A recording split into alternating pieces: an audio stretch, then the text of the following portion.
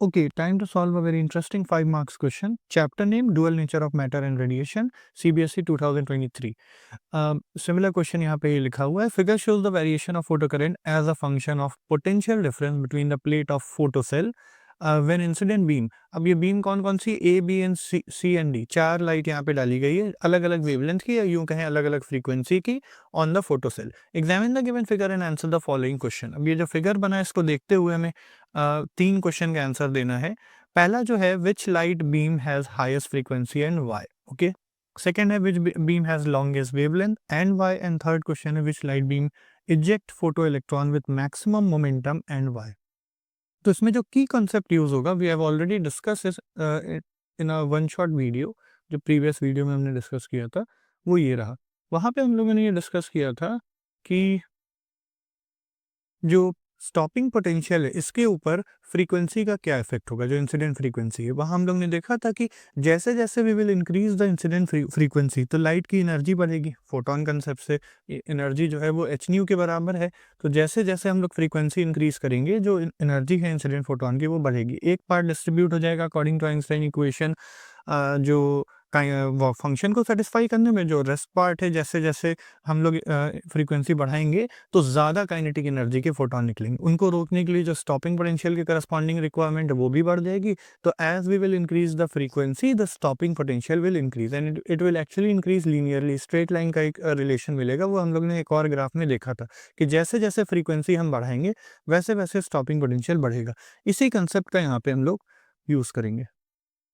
तो हमसे क्वेश्चन क्या पूछा है. हमसे क्वेश्चन पूछा गया है कि अलग अलग लाइट यहाँ पे जब गिराई जा रही है, एक डिफरेंट डिफरेंट लाइट हमारी जब गिराई जा रही है अलग अलग फ्रीक्वेंसी या अलग अलग वेवलेंथ की.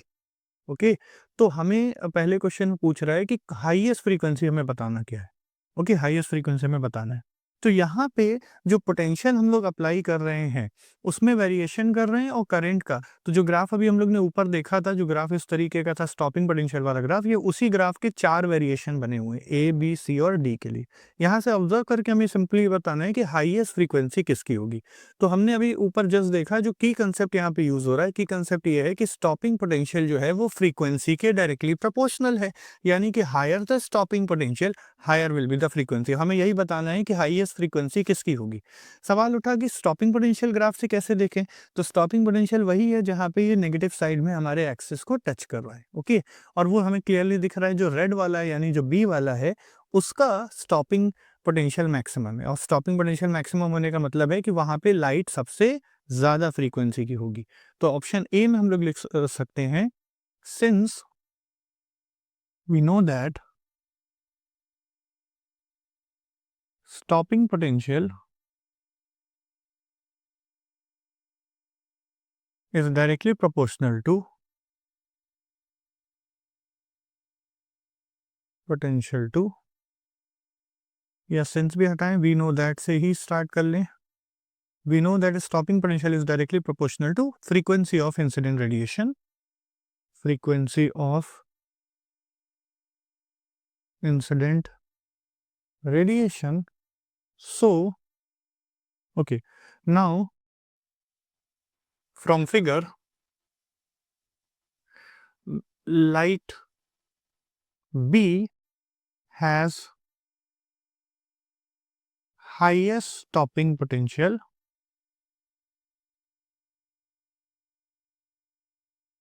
and therefore highest frequency. तो हमारा करेक्ट ऑप्शन क्या हो गया. Just to clear, option B. Option नहीं, सॉरी, जो हमारी इंसिडेंट लाइट का जो नाम है बी वाली लाइट उसकी जो भी वेवलेंथ होगी वो हमारी सबसे हाईएस्ट फ्रीक्वेंसी की लाइट होगी क्योंकि इसका स्टॉपिंग पोटेंशियल सबसे ज़्यादा नेगेटिव साइड में लाई कर रहा है या यूं कहें नेगेटिव में सबसे बड़ा है. ओके, रीजन के साथ ये हो गया. सेकंड पूछ रहा है which light beam has longest wavelength and why. तो सबसे ज़्यादा वेवलेंथ किसका होगा. तो इसके लिए हम लोग क्या यूज करते हैं idea.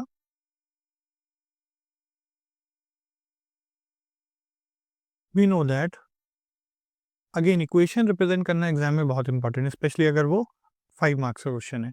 So we know that c equal to nu lambda होता है और you can say nu equal to c by lambda. That is जो फ्रीक्वेंसी है वो इन्वर्सली प्रोपोर्शनल है वेवलेंथ के। तो जैसे जैसे हमारी फ्रीक्वेंसी बढ़ेगी वेवलेंथ घटेगा।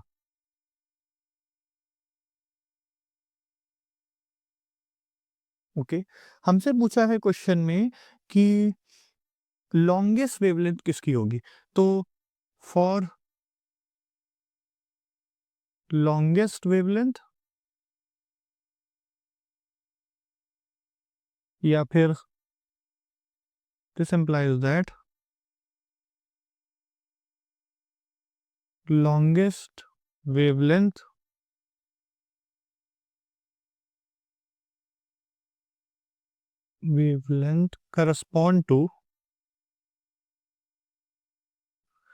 corresponds to shortest frequency,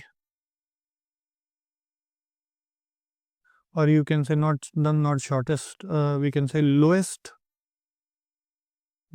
frequency. Okay, तो अगर हमको लॉन्गेस्ट वेवलेंथ बताना है, जो क्वेश्चन में हमसे सेकंड में पूछा है कि which beam has the longest wavelength, तो लॉन्गेस्ट वेवलेंथ बताने का मतलब है कि हम लोग सिंपली शॉर्टेस्ट फ्रीक्वेंसी वाली लाइट ढूंढ ले, वही हमारी लॉन्गेस्ट वेवलेंथ वाली लाइट होगी according to this relation, inverse relation रखता है। तो लॉन्गेस्ट वेवलेंथ या शॉर्ट लोएस्ट फ्रीक्वेंसी वाली लाइट कौन होगी, जिसका स्टॉपिंग पोटेंशियल, अगेन वही की कॉन्सेप्ट कि स्टॉपिंग पोटेंशियल जिसका जितना ज़्यादा फ्रीक्वेंसी उसकी उतनी ज़्यादा, मतलब जिसका जितना कम उसकी फ्रीक्वेंसी उतनी कम, और सबसे कम फ्रीक्वेंसी है सी की, यानी कि clearly C has lowest stopping potential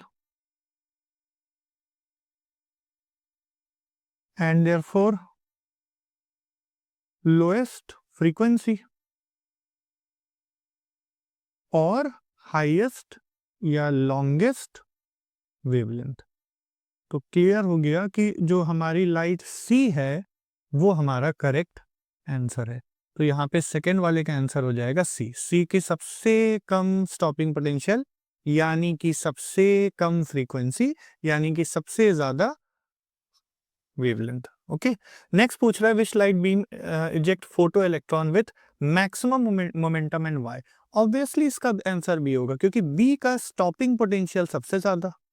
और अगेन हम लोगों ने जब ये पढ़ा था, चैप्टर को जब डिटेल में पढ़ा था, वी हैव ऑलरेडी डिस्कस कि stopping potential correspond to maximum kinetic energy.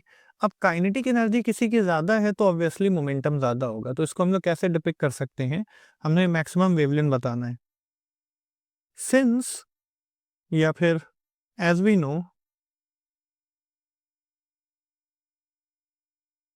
Light B has maximum stopping potential, ये हम लोगों ने ऑप्शन ए में ही देख लिया था। सो या अगेन या फिर अगर ये हम लोग मेंशन करते हैं as stopping potential correspond to maximum kinetic energy. ये हम लोगों ने क्लास में ऑलरेडी कंसेप्ट डिस्कस कर रखा है, जो प्रीवियस वीडियो थी।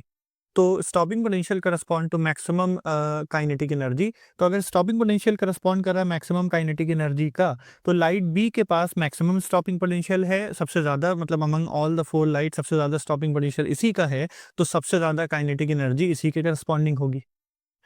तो this implies that light B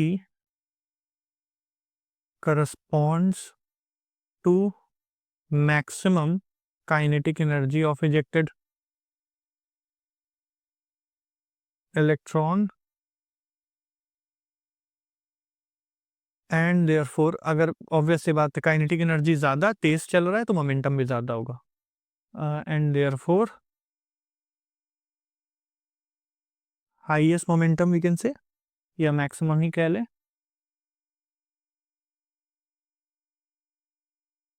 maximum momentum among all other light beam। तो सिंपली हम लोग हमारा आंसर हो गया, ये फर्स्ट वाले का हमारा बी था, सेकेंड वाले का सी एंड लास्ट वाले का बी विथ प्रॉपर रीजनिंग। तो इस तरीके से अगर डिस्क्रिप्टिव आंसर यूजिंग जहाँ जहाँ पे रिक्वायर्ड फॉर्मूले की ज़रूरत है, अगर हम उसको मेंशन करेंगे प्रोपोर्शनैलिटी और सारी चीज़ों को दिखा के, hopefully will get full marks. So that's a glimpse of what we are going to solve in the upcoming video. Probably मैं एक dedicated video for this chapter बना दूंगा, जहाँ पे सारे मैं इंपॉर्टेंट PYQ एंड जो भी इंपॉर्टेंट क्वेश्चंस हैं related to dual nature of matter and radiation, I discuss it all there.